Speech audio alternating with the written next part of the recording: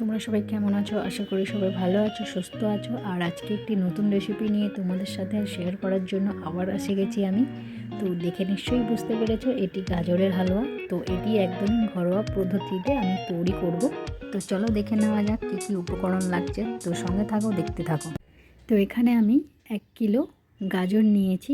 তো এগুলো আমি ভালো করে ধুয়ে কেটে ঘষে নেব।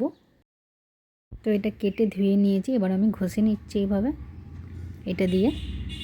তো এটা রেডি একদম, ঝিরিঝিরি আলু ভাজা যেভাবে আমরা করি সেইভাবেই ঘষে নিয়েছি।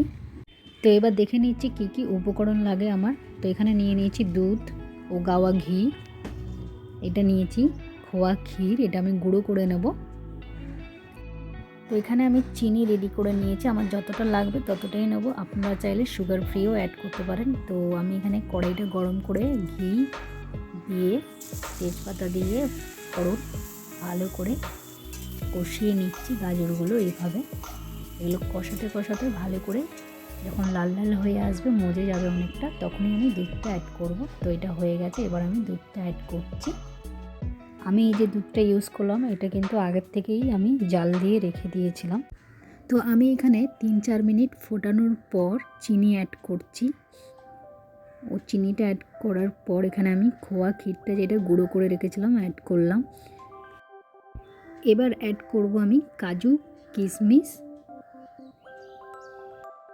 তো এবার আমি হাফ চা চামচ এলাইচি পাউডার ইউজ করছি। তো এটা এইভাবে নাড়াতে নাড়াতে আমার হয়ে যাবে।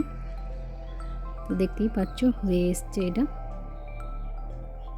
তো একদমই এটা হয়ে গেছে। তো জাস্ট আমি ডেকোরেশনের জন্য সামান্য এখানে আমি খোয়া ক্ষীর ও একটু কাজু ও একটু চেরি অ্যাড করে দিচ্ছি। তো গরম গরম রুটির সাথে পরিবেশনের জন্য একদম রেডি গাজরের হালুয়া। তো আপনারা চাইলে এটা চিনির বদলে, যদি বাড়িতে কারো ডায়াবেটিক্স থাকে, অবশ্যই সুগার ফ্রি দিয়ে তৈরি করতে পারেন। তো নেক্সট ভিডিও নিয়ে আবার দেখা হচ্ছে।